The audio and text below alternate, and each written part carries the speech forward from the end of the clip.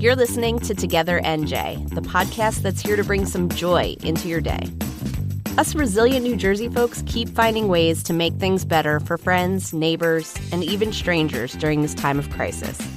NJ.com journalists are here to tell those stories of showing love in big and small ways. The Together NJ project is presented by Horizon Blue Cross Blue Shield of New Jersey.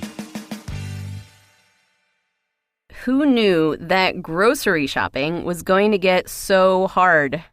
One of the most impossible tasks we've all been faced with during this pandemic has been just getting groceries.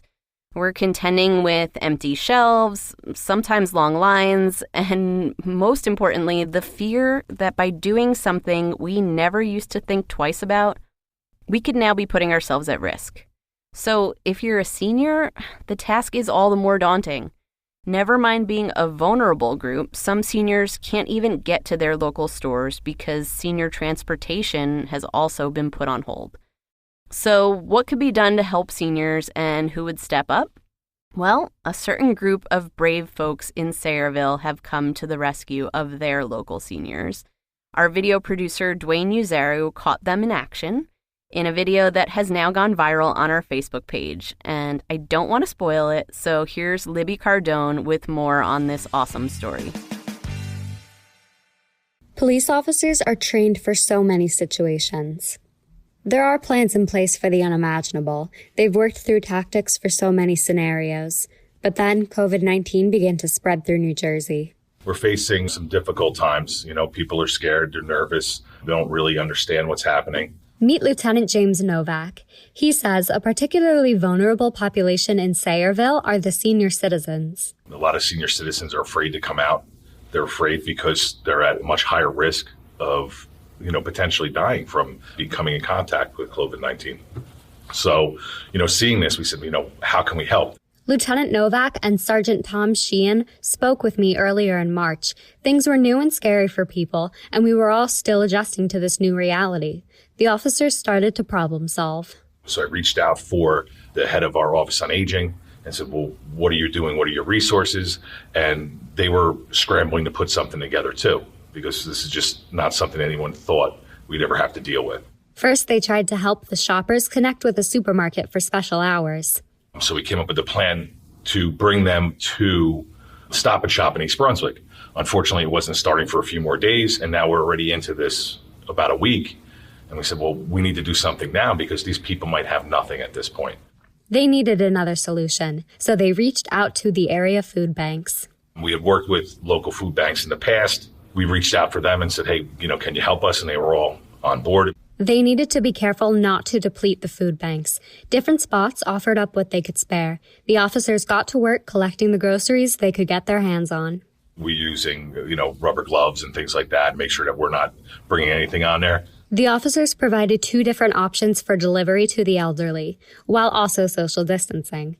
First, there's a drop-off option. We go out and we deliver it, but we leave it on the porch, knock on the door. We're, social distancing, we're stepping back. Then there's a drive-up option for people who are more active. Even when they were pulling up in their cars, it was just open your back door. We'd put it in there, close the door. There's no shaking hands. We're doing everything we can to not contaminate them. Both types of deliveries ran seamlessly and was an impressive spectacle to witness. Recipients of the officer's gesture had a huge smile on their face, and thank yous could be heard from each door and car. The reactions from the general public have been overwhelmingly positive, too, even inspiring more people to help. But the officers are saying to leave the grocery delivery to them. They're offering to drive. They're offering to volunteer. They're offering to get involved and physically do it. The problem, when it comes to the police department is we sort of have to vet people for the normal police reasons. I don't want to send a known criminal to an elderly person's house. That would be our normal process. And then on top of it, we have to make sure you're healthy. If you would like to help out, the officers say the best way is to donate to your local food bank and leave it to them to hand it out. That way, they can be sure that safety protocols are being followed. Lieutenant Novak and Sergeant Sheehan both say the response has been amazing, and it's helping them to do more. We need the news media to get involved because they are watching TV and they are reading the news.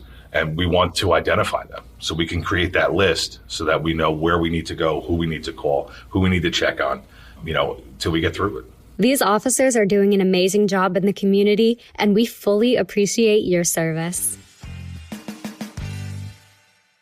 Story written and shot by Dwayne Uzaru and recorded by Libby Cardone. Thanks for listening. If you like the show, please rate and review it on Apple Podcasts. Find more of these lovely stories and tell us yours at NJ.com/TogetherNJ. If you're enjoying Together NJ, one way to support us is to purchase a digital subscription. Visit NJ.com/supporter to learn more.